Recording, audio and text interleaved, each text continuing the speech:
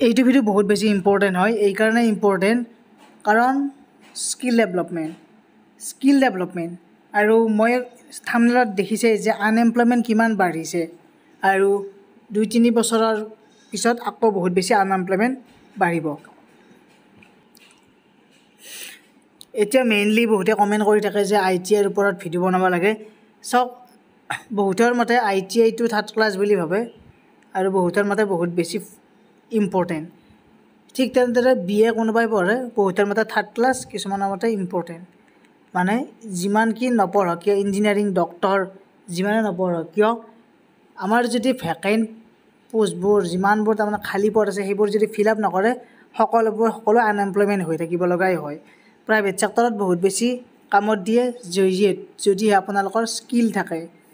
এতিয়া বৰ্তমান আমাৰ দেশত এনেকুৱা এটা সমস্যা হৈছে, মানে পোষ্টটো বহুত আছে কিন্তু এই পোষ্টবোৰ মানে খালী পোষ্টবোৰ ফিল আপ হোৱা নাই। আৰু ইয়াৰ লগতে আমাৰ প্ৰাইভেট ছেক্টৰত বাৰু কম বেছি পৰিমাণে হৈ থাকে, কিন্তু প্ৰাইভেট ছেক্টৰত মানে লেছ এমপ্লয়, মানে কৰ্মচাৰী কম কিন্তু কামৰ বোজা বহুত। এজন কৰ্মচাৰীয়ে মানে ডাবল ডিউটি কৰিব লগা হয়, তেনেকুৱা হয়।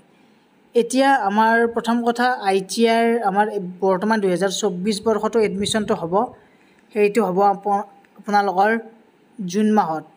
জুনত ৰেজিষ্ট্ৰেশ্যন ষ্টাৰ্ট হৈ যাব, আপোনালোকৰ ৰেজিষ্ট্ৰেশ্যন ষ্টাৰ্ট হ'ব, গতিকে জুন মাহত ষ্টাৰ্ট হ'ব। কিন্তু তাৰে আগতে ITIৰ কামবোৰ যিমানবোৰ প্ৰাইভেট ছেক্টৰ আছে সেইবোৰত কিন্তু এডমিশ্যন এতিয়া চলিবই, কাৰণ HSLC ৰিজাল্ট যিহেতু ডিক্লেয়াৰ কৰিলে। এতিয়া প্ৰাইভেট ছেক্টৰবোৰত যিমান প্ৰাইভেট ITI আছে সকলোৱে চাৰ্চ কৰি ল'ব, ইণ্টাৰনেটত গুগলত গৈ চাৰ্চ কৰিব।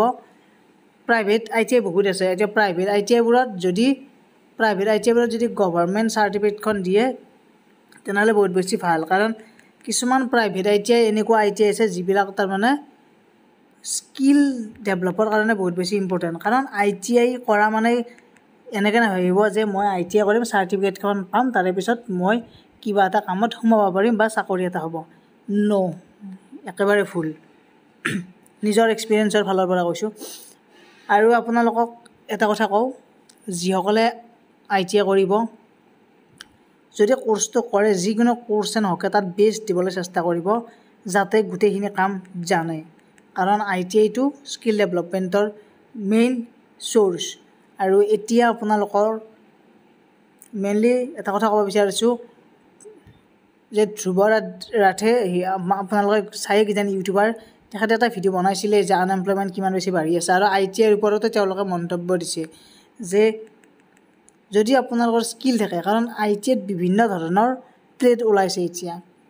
এতিয়া টপ 10 ট্ৰেড বুলি ক'বলৈ গ'লে সেনেকুৱাকৈ ডাইৰেক্ট ক'ব পৰা নাযায়। এতিয়া বহুত ৰিচাৰ্চ কৰিব লগা হয়, কাৰণ বৰ্তমান যিহেতু টেকন'লজিৰ যুগ, মানে বিভিন্ন ধৰণৰ কি হয়, মেচিনবোৰ আৱিষ্কাৰ হৈ আছে। এই মেচিনবোৰ কণ্ট্ৰল কৰাৰ কাৰণে কি লাগিব, আপোনালোকৰ স্কিল লাগিব, যিটো স্কিল আপোনালোকে ITIত পাব বা ইঞ্জিনিয়াৰিং কৰিলেও পাব। কিন্তু ITIটো এইকাৰণে ভাল, আমাৰ যিখিনি তাৰমানে মিডল ক্লাছ ফেমিলি আছে তেওঁলোকে তাৰমানে 2 ইয়াৰ্ছতে তাৰমানে বহুতখিনি জানা হয় আৰু বহুতখিনি সুবিধা পায়, তাৰমানে প্ৰাইভেট ছেক্টৰতে হওক বা গভৰ্ণমেণ্ট ছেক্টৰতে হওক।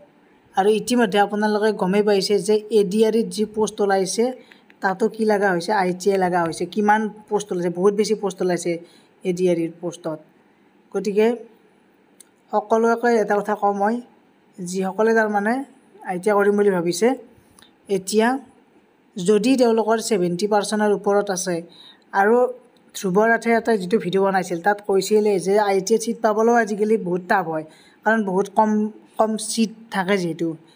গতিকে 70% ওপৰত থাকিলে ITIত ছিট পোৱাৰ, ভাল ট্ৰেড এটাত ছিট পোৱাৰ সম্ভাৱনা থাকিব। কাৰণ এইবাৰ মেট্ৰিক পৰীক্ষাতে দেখিছোঁ, মানে ফাৰ্ষ্ট ডিভিজন ইমান বেছি পাইছে, তাৰমানে এনেকুৱা হৈছে যে ফাৰ্ষ্ট ডিভিজনৰ কোনো ভেলুৱে নোহোৱা হৈ গৈছে। যদিহে আপোনালোকৰ 70ৰ ওপৰত বা 75ৰ ওপৰত পাৰ্চেণ্টেজ নাথাকে, বৰ্তমান একো কাম নোহোৱা হৈছে। গতিকে মই ষ্টেপ বাই ষ্টেপ ভিডিঅ' বনাই থাকিম বাৰু। এতিয়া কথাটো হ'ল, জুন মাহতে আপোনালোকৰ ITIৰ ৰেজিষ্ট্ৰেশ্যন ষ্টাৰ্ট হ'ব। হয়তো তাৰ আগত হ'লেতো মই খবৰ দিমেই, কিন্তু জুনত বহুত বেছি চান্স আছে। আৰু ষ্টেপ বাই ষ্টেপ ভিডিঅ'বোৰ বনাই থাকিম। সকলো সেইকাৰণে ছাবস্ক্ৰাইব কৰি ৰাখক বহুত বেছি মানে সুবিধা হ'ব এইটো চেনেলত যদি থাকে আপোনালোকে যদি কিবা কনফিউজন থাকে মোৰ ইনষ্টাগ্ৰাম আইডিত কণ্টেক্ট কৰিব পাৰে TRIIDIP বুলি আছে ত্ৰিদীপ গতিকে এটা সৰু ইনফৰমেশ্যন দিলোঁ আপোনালোকক নিশ্চয় বুজি পাইছে অকণমান বাহিৰা